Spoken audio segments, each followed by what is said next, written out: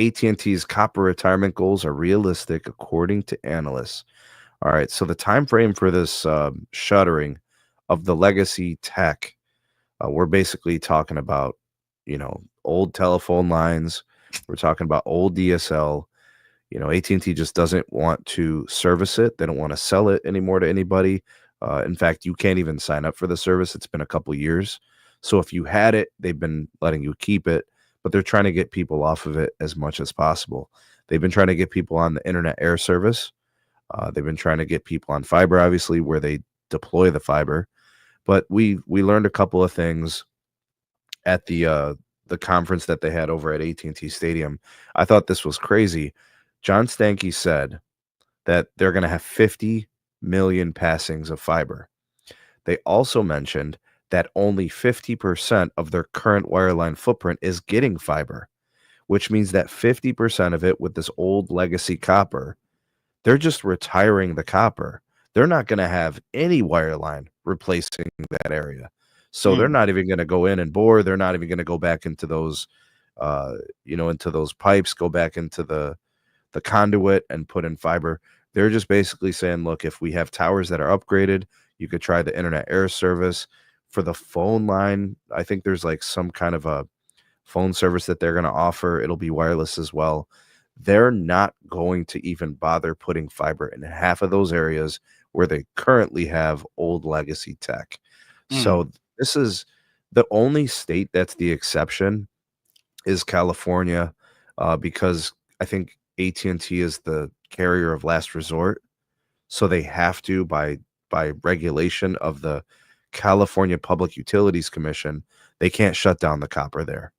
They're going to have to continue to operate it and maintain it. But, I thought about this story and I thought about kind of like how analysts look at this. The analysts and the investor community is like, we can't wait for them to shut down the copper. That stuff is expensive to continue to maintain. There's no upside. There's no benefit. Like fiber has at least efficiencies in the operation. Yes, it's expensive to build it, but once it's built, it's the ultimate in connectivity. It is the gold standard of connections. And they can charge more for it than they can for DSL, right? You get a customer on a 1 gig service with AT&T fiber, it's like $85 or $100. They were selling DSL for $55 and it was costing them so much to keep up with it. So I totally get this from the analyst standpoint. They want to see this stuff shuttered as soon as possible.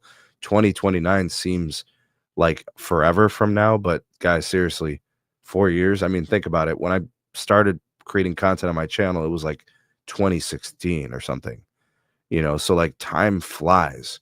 Like we may have a 10-year anniversary here on our hands with my channel. You know what I mean? So a lot happens in just a few years. So I don't know what you guys think about this time frame, 2029. I know it's legacy, and I know maybe not everybody's really following this, but there are some people who have been using AT&T's DSL service. There's no way they're happy about this unless AT&T is coming in with fiber. So B, let me start with you, man. You're the closest one here on the panel. Go ahead. It's unfortunate that AT&T is being required to support a technology that nobody wants anymore. It's problematic. It's a drain on their business. But again, this is just another example where regulators are just out of touch and don't really understand the industries that they're being tasked with regulating. And it's just really, really unfortunate. I don't think that California is so poorly covered with fiber and with wireless assets that people just, significant swaths and pockets of people just have no option at all. I refuse to believe that. I'm not saying that particular scenario doesn't exist at all, but I don't think we're talking about huge swaths of people that just have no access. I refuse to believe it. So it's just unfortunate. Again, it's another situation where, government's forcing, a company within the telco industry to kick the can down the road as opposed to allowing them to turn off an asset that really can't even be supported. How are you going to maintain an asset where, equipment manufacturers don't even make parts for them anymore? It doesn't even make sense. But again, government, most of the time, government officials don't know that, nor do they care. They're just trying to appease what they think their constituents may or may not want. This is unfortunate, and it's dragging, delaying progress for no reason. And Tana, when was the last time, if you can remember? Because I know you've obviously you're a Midwest guy, and Yeah. I know you're a big city guy, so like you've had access to high speed broadband for several years. But can you remember a time when you had DSL service or What was that? really old kind of Oh dial two, up oh speed three. stuff? Yeah, 02, 03. What you remember how crappy that was, Doug? Yeah. Yeah. It took Yeah. a minute to log on and everything, bro. I remember all that. Yeah.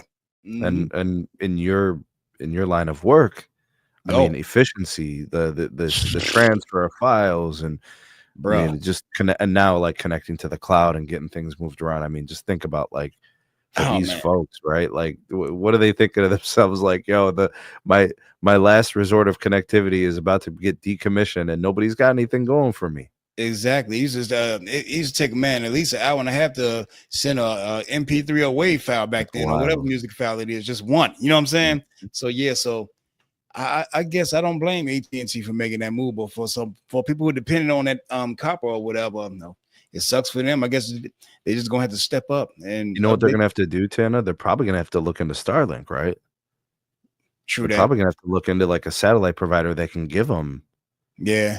100 megabits or something. You know, like I mean, hell, if they were dealing with DSL, they'd be happy with 50 probably.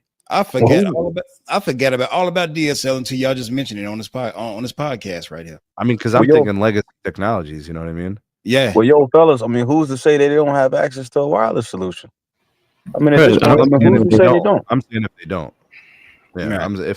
if they got FWA from one of the big guys, AT&T, T-Mobile, or Verizon, I think that's where you go first. Right. Well, why can't, so obviously we're talking about copper being expensive to maintain. Why can't AT&T just build out wireless in those locations? I mean, I think that's the end game, but I mean, let's Right. keep it But then real, why, bro. Nobody's why is it just, inspired by AT&T's 5G plus build. right. Well, and I get that, but I mean, they're talking about 2029. So I watched that entire investor conference. I like actually thought they were crazy when they were saying 2029, because like how many individual homes are served by copper but not wireless? Like maybe, like what are we thinking? I think they gave the number. That number is decreasing. That number is decreasing every day. Right, I think exactly. they gave the number though. I think I'm Right. gonna see if I wrote it down. I'll get it to you guys. Maybe 100,000 at the very most. I'm Something trying like to I'm trying to think about when was the I think it last was time I 9 connected million to people. Ethernet to my computer or anything. I think it was 9 million people max. That's 9 crazy. million. No, I don't know if that's true. 9 Wow. million? Yeah, I think it was. I'm looking for. I wrote it down. I legitimately wrote down that exact number, and I thought it was crazy. Yeah. I got it. I think Okay, here it it's is. crazy. You got it? Here's the numbers. Here it is. You got it. Hey, let's hear it.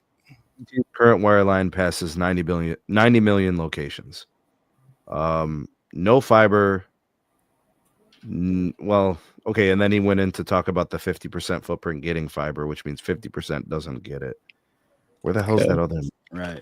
Right, so 45 million copper passings not getting fiber, but how many of those are getting wireless? Because AT&T has been notoriously slow at expanding Internet Air to more of their markets. That's their fixed wireless product.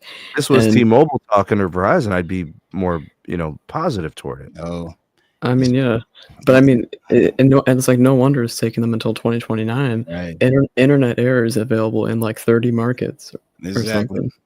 Well, that's crazy.